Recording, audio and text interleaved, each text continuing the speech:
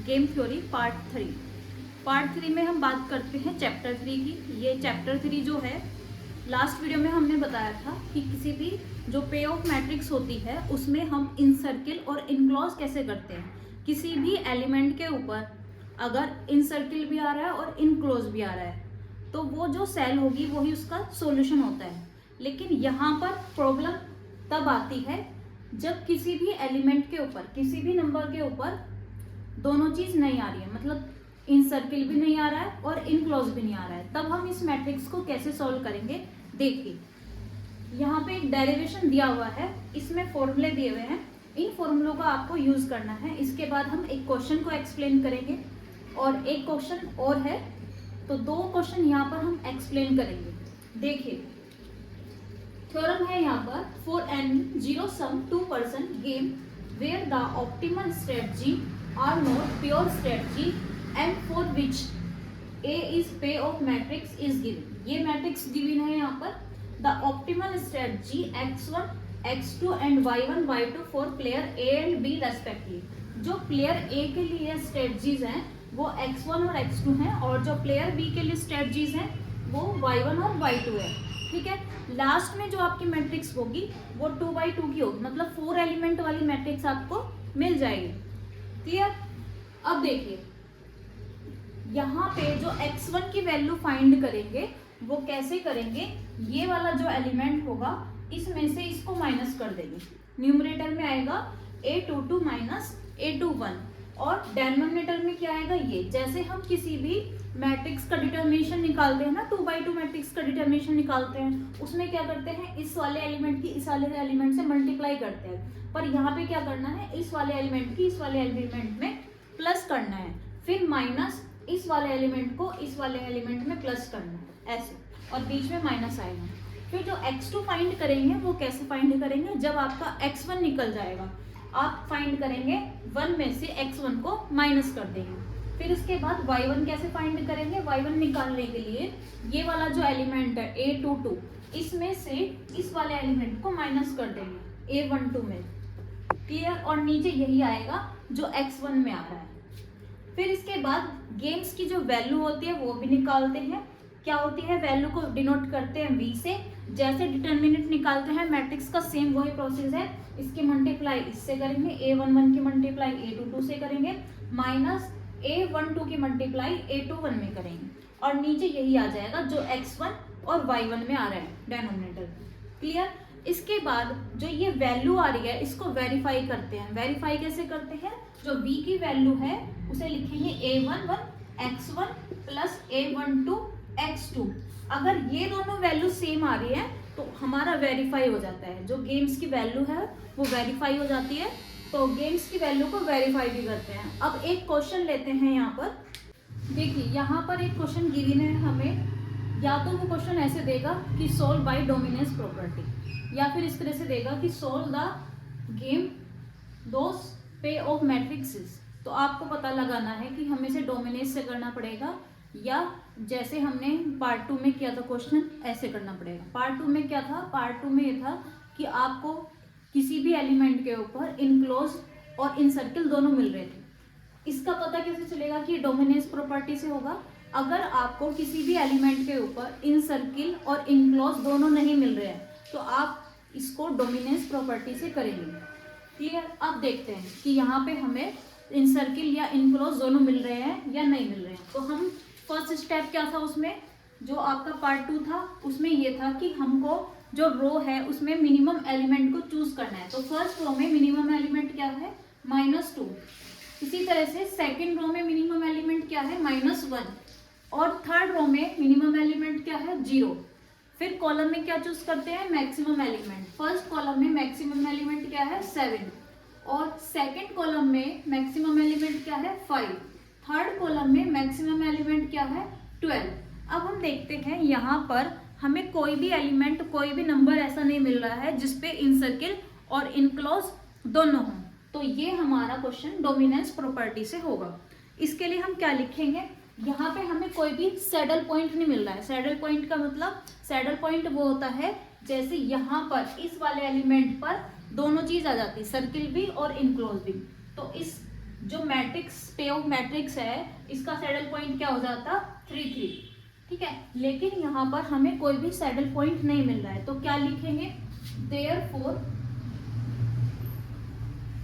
Therefore game does not have saddle point, game does not have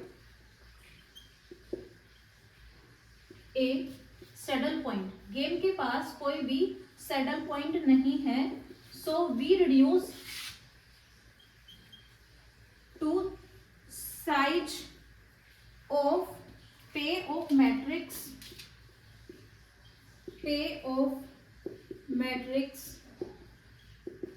by the use of dominance rule. Dominance rule से हम जो ये matrix given है इसको reduce कर देंगे, मतलब इसकी या तो रो हटा देंगे या कॉलम हटा देंगे। अब देखें वो कैसे हटाएंगे, देखो जो आपकी थर्ड रो है और ये वाली रो है ना, तो जो थर्ड रो के एलिमेंट हैं सारे वो फर्स्ट रो के एलिमेंट से ग्रेटर है, तो लिखेंगे every element of third row greater than, या तो ग्रेटर देन होने चाहिए, रो के एलिमेंट में ग्रेटर देन इक्वल टू आएगा, कॉलम की बात होती तो लेस देन इक्वल टू आता, तो यहाँ पे लिखेंगे third row greater than equal to, यहाँ पे तो सारे ग्रेटर है ना, तो या तो ग्रेटर होने चाहिए, इक्वल हो तब भी काम चलेगा, तो लिखेंगे every element of first row, clear. तो जो फर्स्ट रो है, जो लेस देन वाली रो है, वो क्या हो जाएगी, रिड्यूस हो जाएगी, मतलब डोमिनेट हो जाएगी, तो लिखेंगे सो बाय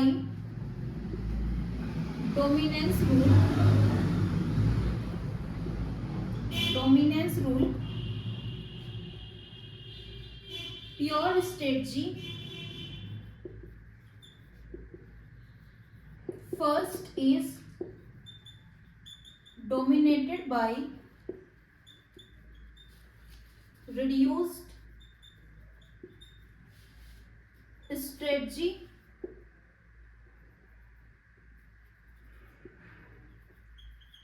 थर्ड, ठीक है। हमने क्या किया, फर्स्ट वाली स्ट्रेटजी को डोमिनेट कर दिया, मतलब हटा दिया स्ट्रेटजी थर्ड से, और किसके पॉइंट ऑफ व्यू से, ए के, क्योंकि ए की बात चल रही है, रो की बात मतलब रो हटा रहे हैं तो पॉइंट ऑफ ए होगा। अगर कॉलम को रिमूव करते तो क्या लिखते, पॉइंट ऑफ व्यू बी, तो यहां लिखेंगे A is point of view, क्योंकि रो हटा रहे हैं इसलिए लिखेंगे A is point of view. अगर हम कॉलम को हटाते तो लिखते B is point of view, clear. तो क्या हो जाएगा, जो फर्स्ट वाली रो है वो रिमूव हो जाएगी, तो क्या लिखेंगे, फर्स्ट वाली रिमूव होगी तो सिर्फ ये वाला आएगा, सेकंड एंड थर्ड ए, और बी में क्या आएंगे, बी में तीनों आएंगे, फर्स्ट सेकंड थर्ड, ठीक है। ये एलिमेंट लिख लेंगे 7 6 5 0 -1 12। इसके बाद क्या करना है, वही करना है जो स्टेप 1 2 और स्टेप 3 पार्ट 2 में करते थे, ठीक है, चैप्टर सेकंड में करते थे। क्या करेंगे, फर्स्ट रो में से सबसे मिनिमम एलिमेंट को चूज करेंगे, यहाँ पर मिनिमम एलिमेंट क्या है -1, फिर सेकंड रो में मिनिमम एलिमेंट चूज करेंगे और उस पर सर्किल करेंगे, और कॉलम में हाईएस्ट एलिमेंट को चूज करेंगे और इस पर करेंगे इनक्लोज। सेकंड में भी हाईएस्ट एलिमेंट क्या है 5, और यहाँ पे हाईएस्ट एलिमेंट 12, तो यहाँ पे भी हमें कोई सैडल पॉइंट नहीं मिल रहा है, तो क्या लिखेंगे, बार बार लिखने की जरूरत नहीं है कि सैडल पॉइंट नहीं मिल रहा है, यहाँ पे लिखेंगे। अब देखेंगे आपकी कॉलम रिमूव होगा या रो रिमूव होगी। हमेशा देखो आपको सबसे लास्ट में जो मैट्रिक्स मिलेगी वो 2x2 की मैट्रिक्स मिलेगी, है ना, तो इस तरह की मैट्रिक्स मिलेगी, मतलब कभी भी ऐसा नहीं होगा कि अब रो हटेगी, क्योंकि फिर एक ही रो रह जाएगी। हमें लास्ट में जो मैट्रिक्स मिलेगी वो इस तरह से मिलेगी कि 2 एलिमेंट रो में और 2 एलिमेंट कॉलम में। तो आपको पता चल गया है, क्लियर हो गया यहाँ पे कि कॉलम ही हटना है, क्लियर। अब हमें देखना है कि कॉलम कौन सा हटेगा। मैंने बताया था कि रो के लिए यहाँ पर ग्रेटर देन इक्वल टू आना चाहिए और कॉलम के लिए लेस देन इक्वल टू आना चाहिए। तो हमें देखना है कि कौन सा कॉलम रिमूव होगा। देख, इसके जो एलिमेंट है फर्स्ट वाले के 7 और 6 वो किससे ग्रेटर है? सेकंड वाले से ग्रेटर है।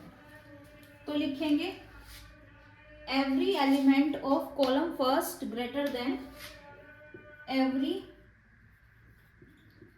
Element of column first greater then every element of column second. Clear? ये मैंने अभी इसलिए नहीं मिटाया इधर वाला, इनका यूज होगा x1 y1 होने का। ठीक है, तो जो कॉलम फर्स्ट के एलिमेंट है वो ग्रेटर है सेकंड कॉलम के एलिमेंट से। यहाँ पे क्या आना था? ग्रेटर। यहाँ पे लेस देन आना था, तो पहले सेकंड लिखेंगे और फिर लिखेंगे फर्स्ट।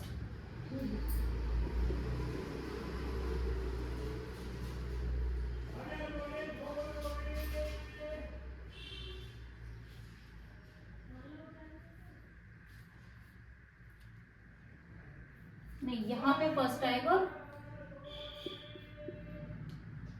यहाँ पे सेकंड आएगा। फर्स्ट को रिमूव करेंगे। हमेशा ना आपको बीच वाला कॉलम नहीं रिमूव करना है। जैसे यहाँ पे रो की बात चल रही थी, फर्स्ट को ही रिमूव करेंगे, या तो फर्स्ट को या थर्ड को, बीच वाली को कभी भी रिमूव नहीं करना है। ऐसी कॉलम की बात होती है, या तो ये वाला कॉलम रिमूव होगा, ये वाला, बीच वाला कभी नहीं रिमूव होगा ऐसे बीच में से।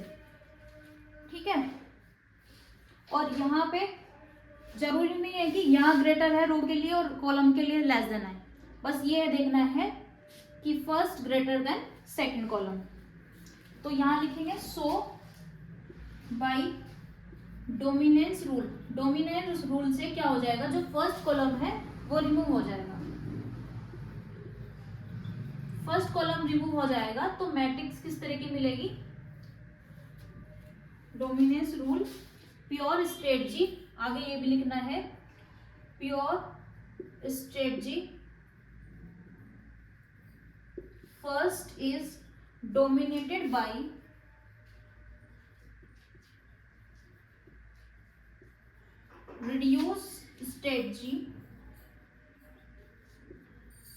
reduce strategy second. और किसके पॉइंट ऑफ व्यू से? कॉलम की बात चल रही है यहाँ पे, इसलिए लिखेंगे BS B of point of view, B के पॉइंट ऑफ व्यू से। क्लियर? तो ये वाला कॉलम जो है वो रिमूव हो जाएगा। सबसे लास्ट में जो आएगा वो किस तरह से आएगा? देखिए, जो लास्ट में आपकी मैट्रिक्स बनेगी वो इस तरह से बनेगी, 2x2 की। ऊपर आएगा सेकंड एंड थर्ड, और यहाँ पे ए में आएगा सेकंड एंड थर्ड। यहाँ पे लिखोगे आप बी और यहाँ पे लिखोगे आप ए। यहाँ पे 5 -1 0 और 12, 5 -1 0 और 12। क्लियर?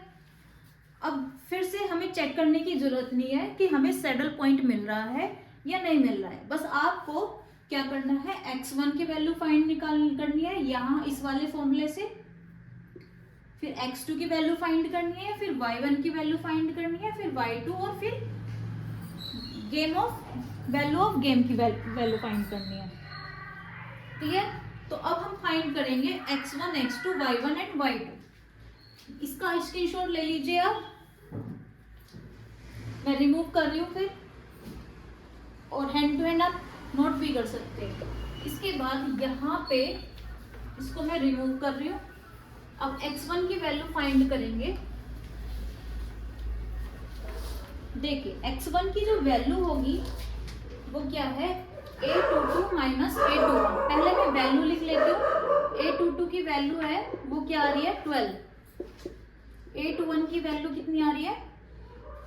a11 की वैल्यू है 5, a22 की वैल्यू है 12, a21 की वैल्यू है 0 और a12 की वैल्यू है -1। क्लियर? ये सारी वैल्यूज हमको फॉर्मूले में पुट करनी है, या आप ऐसे भी कर सकते हैं 12 माइनस 0। 12 माइनस 0 अपॉन में क्या आएगा, इन दोनों को ऐड करेंगे 5 प्लस 12 माइनस, फिर इन दोनों को ऐड करेंगे यहाँ पे 0 माइनस 1, 0 माइनस 1, माइनस 1 हो जाएगा, ये कितना हो गया 17 माइनस ये प्लस हो जाएगा 18 हो जाएगा 12 अपॉन 18। इसको कट कर देंगे 6 से 2 अपॉन 3। अब x1 की वैल्यू x1 की वैल्यू फाइंड हो गई है, तो x2 की वैल्यू क्या आएगी 1 minus x1, 1 minus 2 upon 3 equal to 1 upon 3। फिर इसी तरह से y1 की वैल्यू फाइंड करेंगे। y1 में क्या होगा, 12 में से 11 को माइनस करेंगे, 12 माइनस माइनस 1 पहले से ही है ये, तो प्लस हो जाएगा, और अपॉन में क्या आएगा, यही आएगा जो x1 के अपॉन में आया था। ठीक है, तो यहाँ पे मैं 18 लिख लूंगी, तो ये हो जाएगा 13 अपॉन 18। फिर y2 की वैल्यू फाइंड करेंगे, y2 क्या होगा 1 माइनस y1, तो ये हो जाएगा 1 माइनस 13 अपॉन 18, 5 अपॉन 18, ये y2 की वैल्यू आ गई। इसके बाद फाइंड करेंगे वैल्यू ऑफ गेम 2a, यहाँ पे हमेशा a आएगा, value of game 2a, value of, क्योंकि क्वेश्चन में भी गिवन था value of game of 2a, value of game 2a is, क्या फॉर्मूला होगा इसका, v इक्वल टू, इन दोनों का जैसे डिटर्मिनेंट निकालते हैं ना, ऐसे निकालेंगे 5 मल्टीप्लाई 2। पहले आपको ये फॉर्मूला भी लिखना है क्वेश्चन में, अगर पेपर सब्जेक्टिव आ रहा है तो 5 माइनस 5 मल्टीप्लाई 12 माइनस, इसकी से मल्टीप्लाई करेंगे तो 0 हो जाएगा, और अपॉन में क्या आएगा, यही आएगा जो x1 के अपॉन में था, मतलब 18, तो ये हो जाएगा 16 अपॉन 18। इसको कट कर देंगे 6 से 10 अपॉन 3, 10 अपॉन 3 आ गया। अब इस वैल्यू को वेरीफाई भी करेंगे। वेरीफाई करने के लिए क्या करेंगे, वेरीफाई करने के लिए ये वाला फॉर्मूला अप्लाई होगा, v equal to a11 x1 plus a1 2 और x2। a11 कितना है 5, और x1 कितना आया था 2 अपॉन 3, a12 कितना है -1, और x2 कितना आ रहा है, x2 कितना आ रहा है 1 अपॉन 3।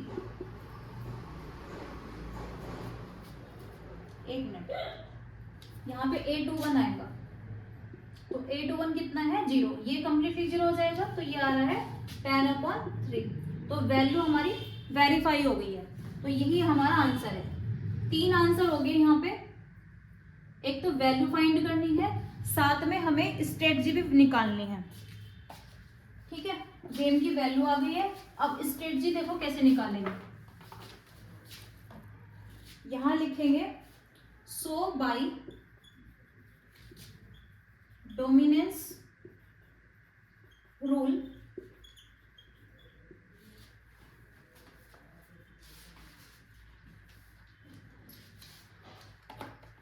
नहीं, ये लिखना है आपको, so optimal solution, optimal solution is given bye,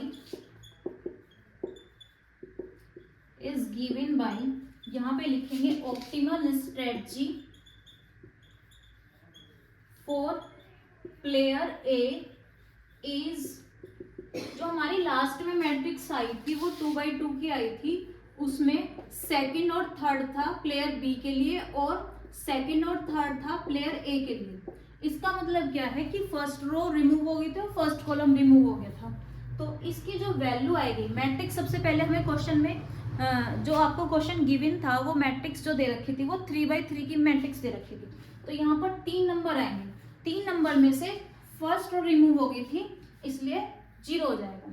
ठीक है, और यहाँ पे क्या आएगा x1 की वैल्यू, और यहाँ पे किसकी वैल्यू आएगी x2 की वैल्यू। x1 की वैल्यू कितनी है 2 अपॉन 3, और x2 की वैल्यू कितनी है 1 अपॉन 3।